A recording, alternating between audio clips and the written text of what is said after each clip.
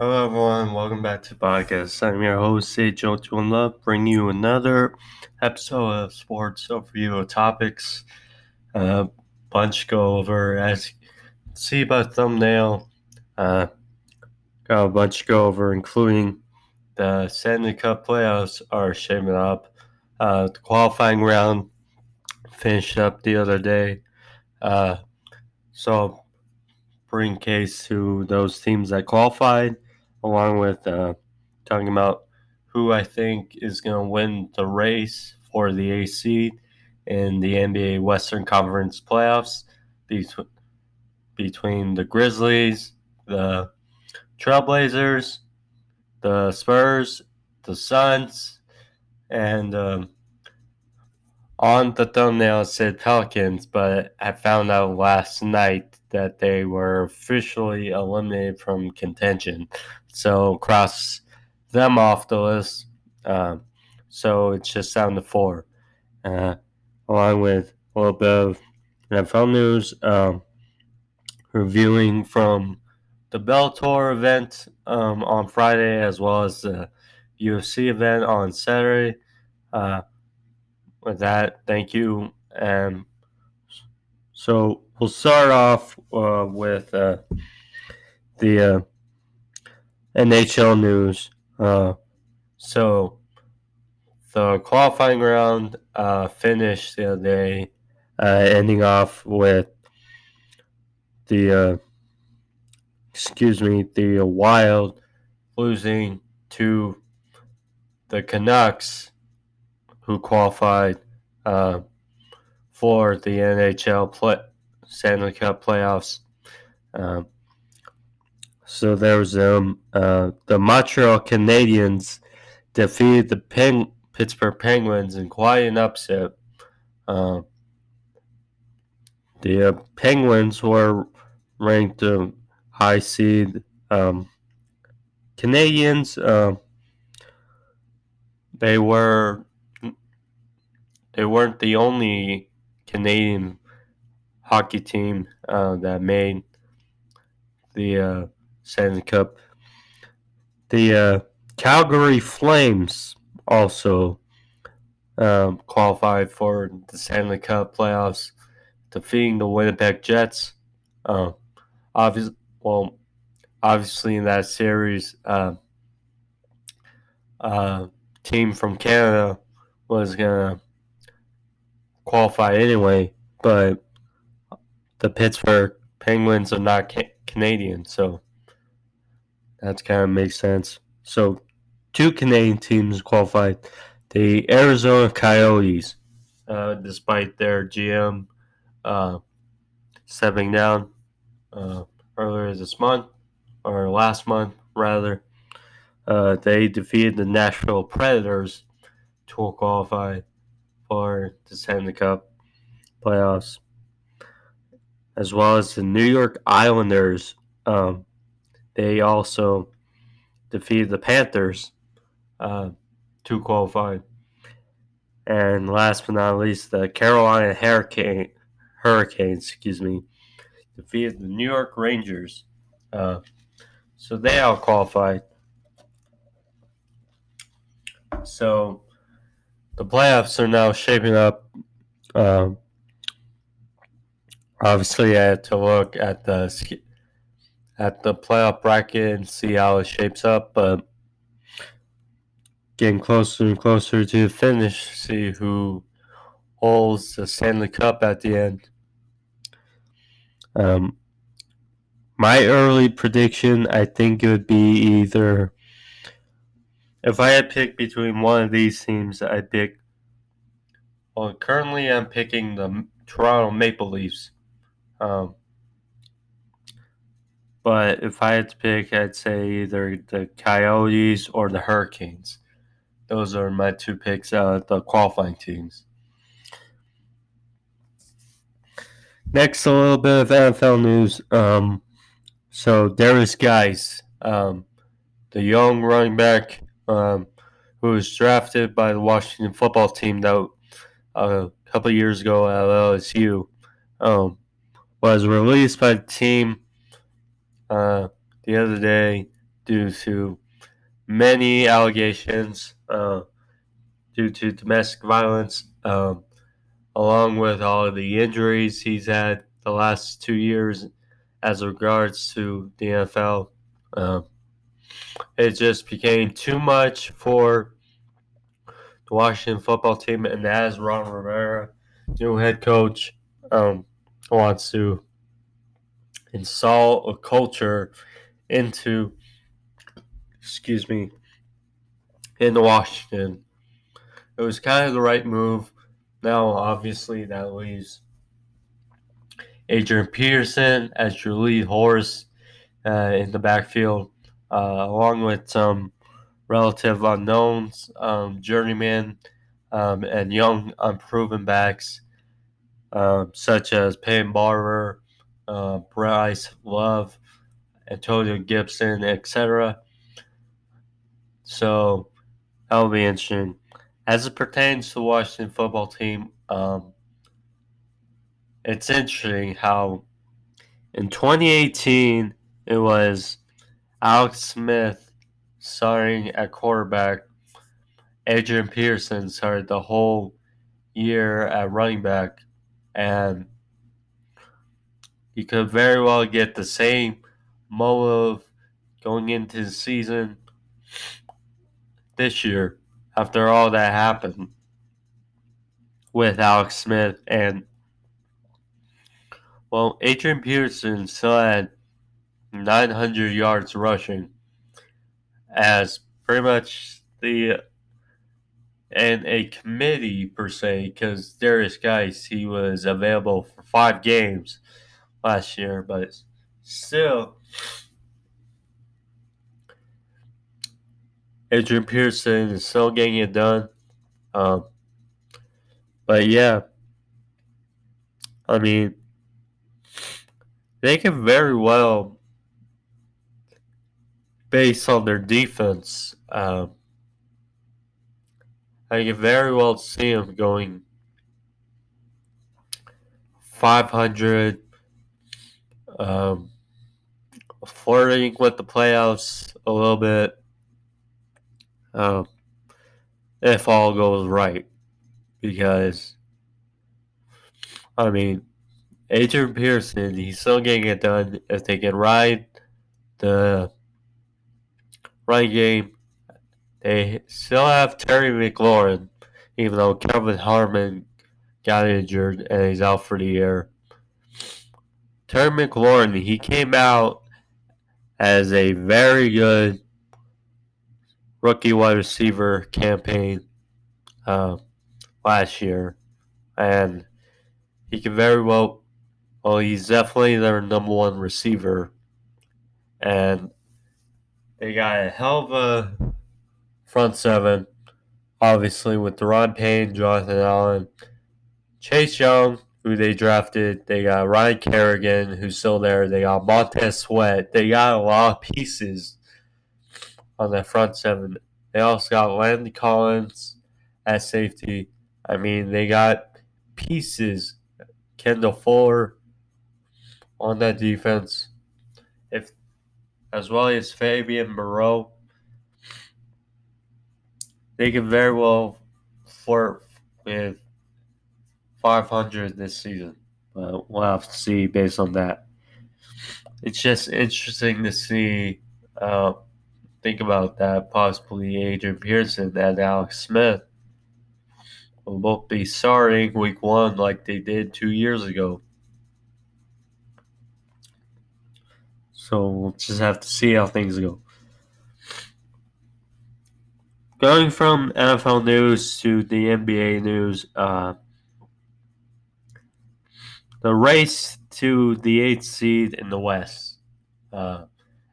It's pretty much the most interesting part of the NBA reset as it pertains to the regular season so far, because there's only 9 teams eligible in the East. So basically, the only team that was eligible outside looking in was the Washington Wizards. But with Bradley Beal not there, with John Wall not there, it's kind of difficult to pick them to say outlast the Orlando Magic, especially since it's in Orlando, uh, or the Brooklyn Nets, despite them being uh, without Kyrie, without DeAndre Jordan, Kevin Durant, etc. But I mean, yeah, as it pertains, well, all the teams in the East are pretty much locked up, all but locked up.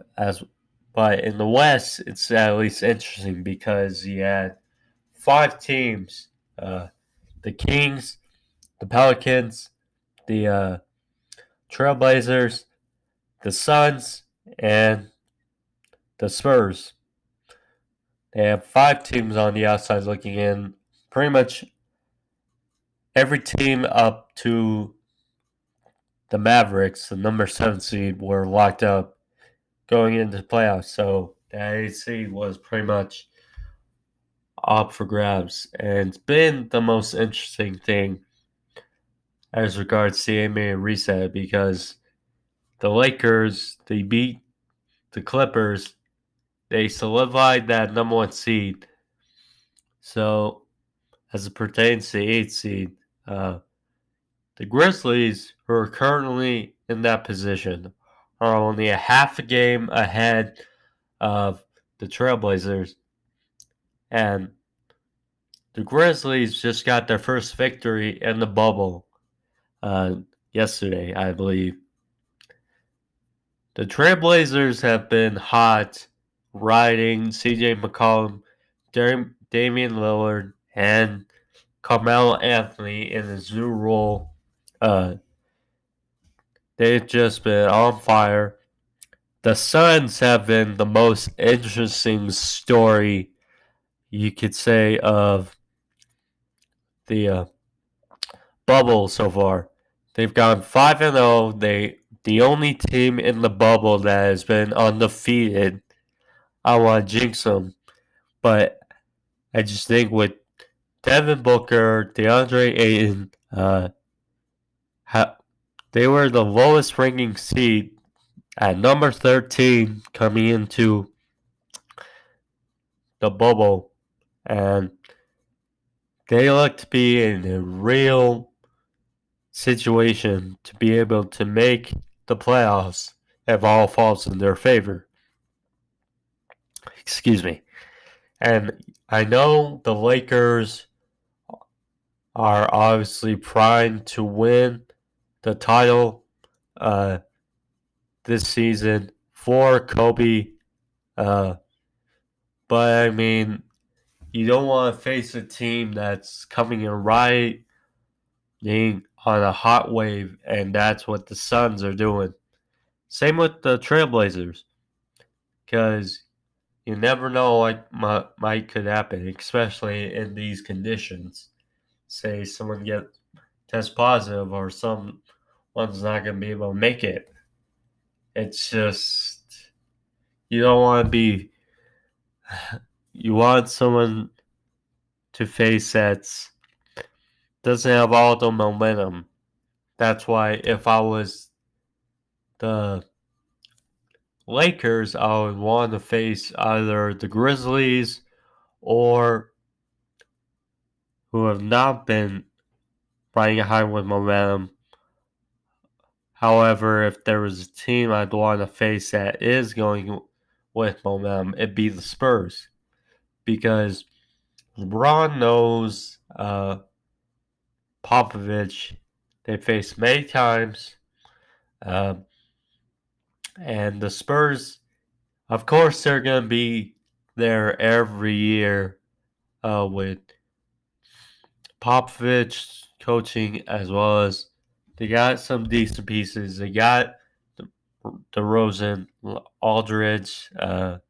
He's out.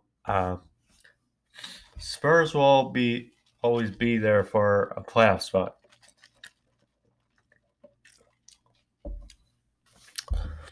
Now, The team I think, well, now the Pelicans, of course, all the media was basically riding high, saying that how they want Zion versus LeBron first round, how they all wanted that to happen.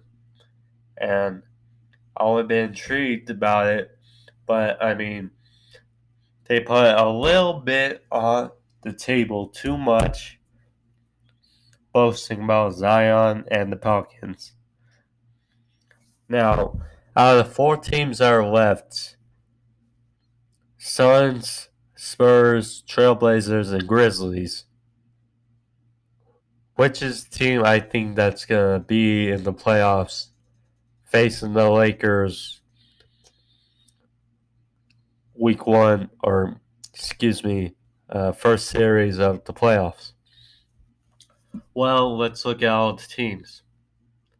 So, the Grizzlies, I just said they're now riding high with momentum. Uh, they're 1-4 in the bubble. They have John Moran, who has been a rookie sensation.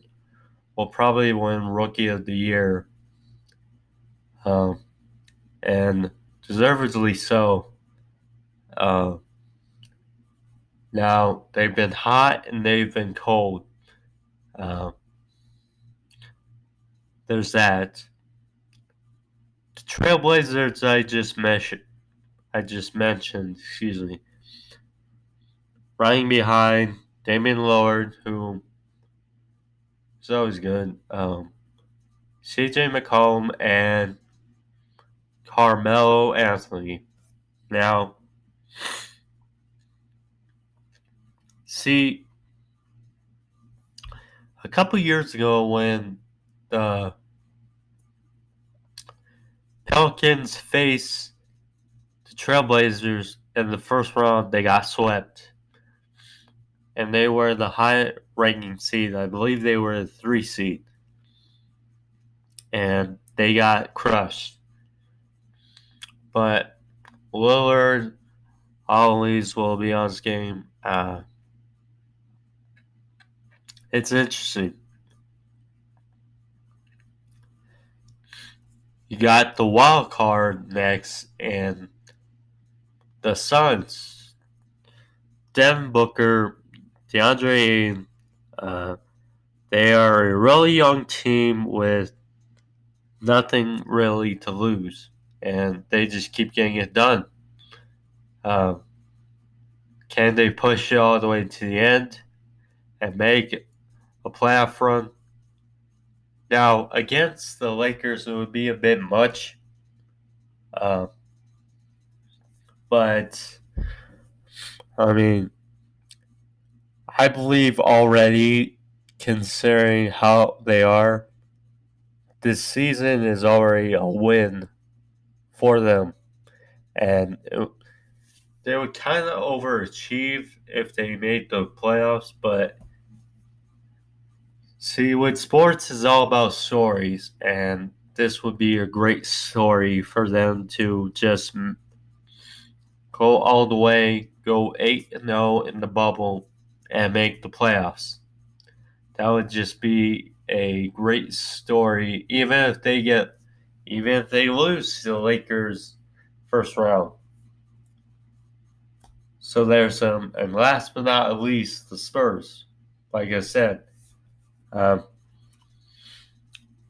you got Pop, who is probably the best coach still in the NBA. You got DeMar DeRozan, who is still doing wonders. See, they've been flying under the radar as well. And I think that, well, because the Spurs,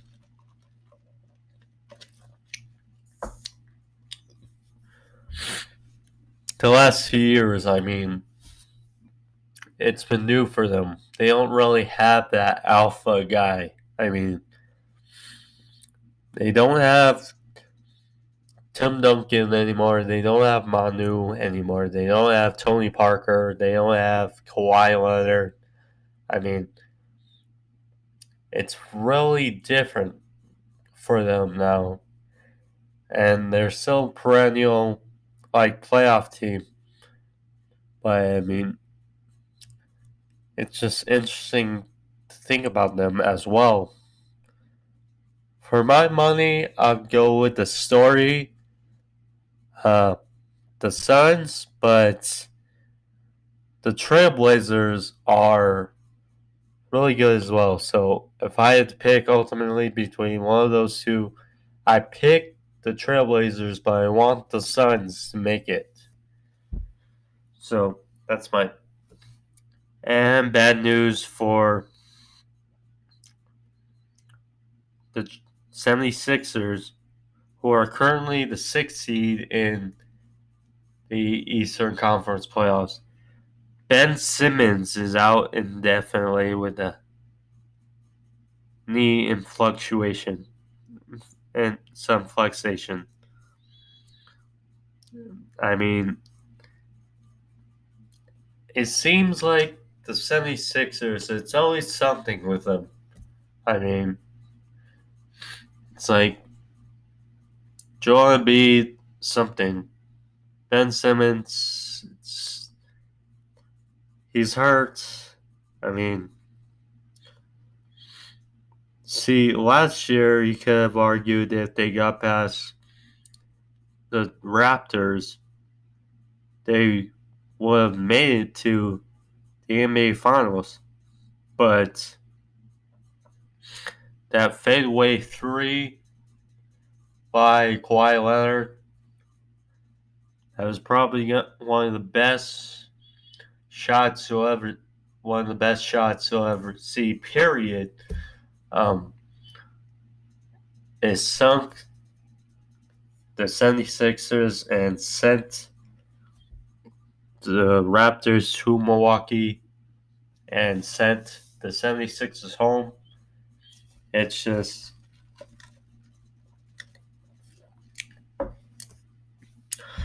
we'll have to see, certainly, but currently they're pegged to face the Celtics in the first round, and right now I do not like their chances. 76. We go from that to news on the MLB. So Mike Soroka, pitcher for the Braves, he apparently tore his Achilles while throwing a pitch. Now, as of the other day, they were leading their division.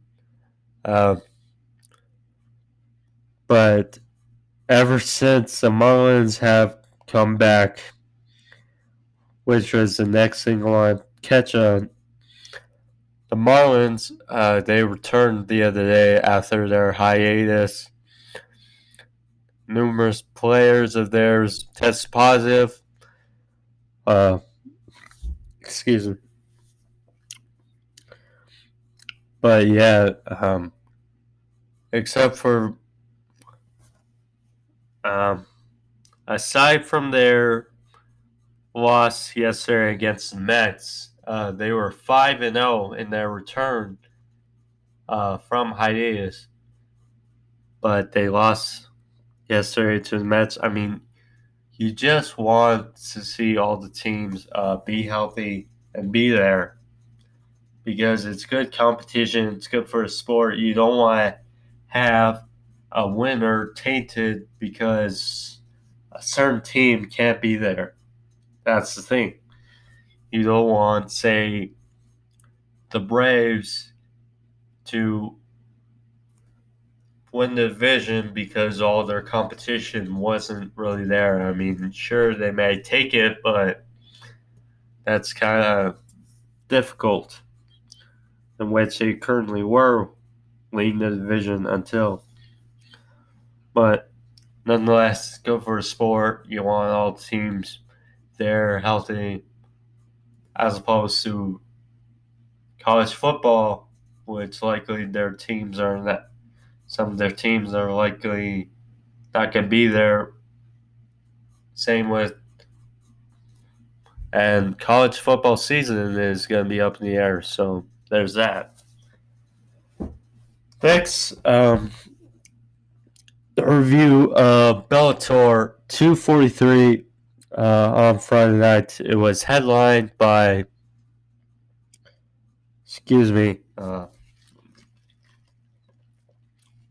Michael Chandler versus Benson Henderson 2. Now, before that, we got a couple fights. We had Miles Jury win a decision, split decision. Can't remember the guy's name, but he was being he was on the defense most of the first round, and then all of a sudden he came back, applied pressure, and got decision, split decision. And I can't tell. It seemed like Jury lost a point. I didn't see what happened. The first round was probably a 10-9 or 10-8, excuse me, but I'm not sure what happened. I only was able to see the highlights. But there was that. Good for him. The co-main event, it was Matt Mitrione versus Timothy Johnson. Now, Timothy Johnson, obviously, when he was in the UFC, he had that big mustache, which people basically identified him by. Even the picture for the fight was him with that big mustache. So, I mean, that shows you. But he's shaving now. He looks really different. Mitrione, he's winless in his last three against Sergey Karatanov. Those two fights, along with losing to Ryan Bader in the Bellator Grand Prix. In this case, he gets finished in the first round. Apparently, it was a headbutt to the chin, and Mitrione was down. Timothy Johnson, he landed some big shots on Mitrione in the back mount or backside control and finished and stopped Mitrione.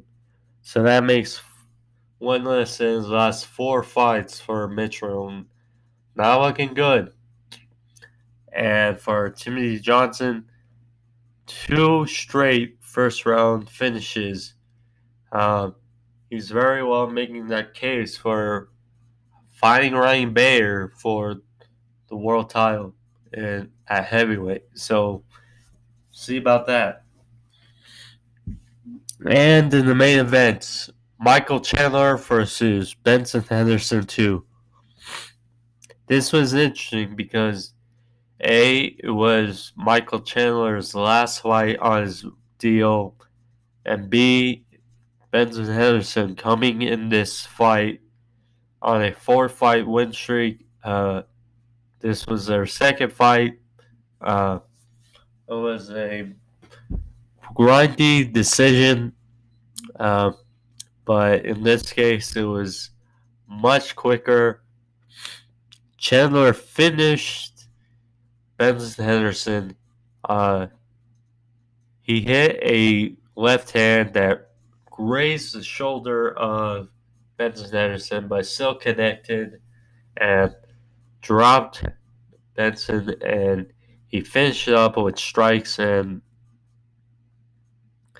Michael Chandler gets the win and stops the momentum of Benson Henderson. Now, Benson, you could have said with a big win, he'd be next in line for a title shot, but this win stifles him, or this loss stifles him. And Chandler, where does he go from here? His last fight on his deal, He said he'll test free agency. He's pretty much done it all in Bellator. He's a two-time lightweight champion. Uh, he's fought basically everyone there is to face in the division. Could he make the jump to UFC? Could he go to ONE FC? We'll have to see how that all goes. But I mean, Michael Chandler, there. See, when you get older, there are certain fights you want to have, and there's a certain amount of money you want to make. And he's made his money. He's paid his dues. He probably wants to fight some bigger talent, and better fights probably wait him in the UFC. So that was my recap of the Bellator event. Now on Saturday, it was a UFC event headlined by Derek Lewis, the Black Beast, versus the boa constrictor Alexei Olynik. Before that, there was co-main event Chris Weidman back in action versus Omari Akhmedov. He won a, you could say, boring, unanimous decision with his wrestling. Nonetheless, Weidman, he gets back into the win column. It's just odd to see how he was 5 years ago. He was 13-0, riding high, looked unbeatable, coming off that win over Vitor, and then he's going to face Luke Rockhold, and he just gets pummeled and stopped in the fourth round. Lost his title, and he hasn't been the same since. He's gone 2-5, or 2-5 ever since that win over Vitor. Yeah, it's just not been the same for Chris Weidman. I mean, it's kind of good he's back on the win column. Where does he go? I don't know, because yeah, if you see him face who was starched by Yoel Romero, I'm just wondering what would happen if he faced Jack Hermanson, if he lost to face Jared Cannonier, Robert Whitaker, he had my point, Adesanya, Paul Costa. It's just, I'm not sure if he can win any of those fights. That's just how it goes. So that was the co-main event. And then the main event, Derek Lewis, Alexei Olynik. Obviously, Derek Lewis, he has been always at the top and in the division.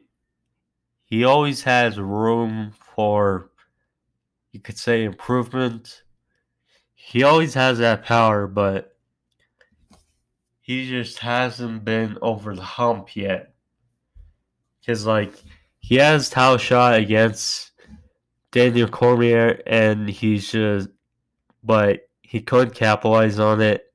And, maybe if he had a full camp, maybe things would have been different, but he has not been at that title fight since. And there have been a few times facing Junior, facing Mark Hunt, where he's been the favorite, and you bet on him, but he underwhelmed and got finished. And in this case, he had to be kind of wary in the back of your head, like, okay, I mean, Derek Lewis should be Olynik, right? But there have been times where he's been upset and he's underperformed. This case, and of course, Olynik, he has been around the block. He has won and lost. He's always dangerous on the ground, um, and he can strike. His last fight against Wardum, he looked good, but I don't think he should have beaten Wardum, but he did. Nonetheless, in this fight, Derek Lewis should have won, and he did win. He finished Olynik in the second round. He hit him with a flying knee to the chest, and then hit a nice right hook, and then finished him with some ground and pound. Stopped Olynik. The Black Beast is still there. Where does he go? I'm not sure because the unknowing of what's going to happen next week between Stipe and Daniel Cormier in the trilogy fight. But I mean, so let's say Daniel Cormier starches Stipe, wins the title, and then drops it. Well, Francis is right there. Could do a rematch, but I mean, considering how bad the first fight was, you're like, I'm not sure, but maybe it could line up. I'm not sure. Now,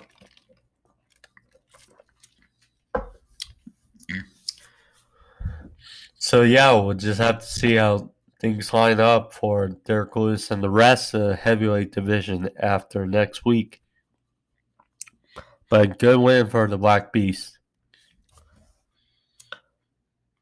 So, also after the Blackhawks defeat the Oilers, that was one thing I forgot to mention as it pertains to the NHL qualifying playoffs.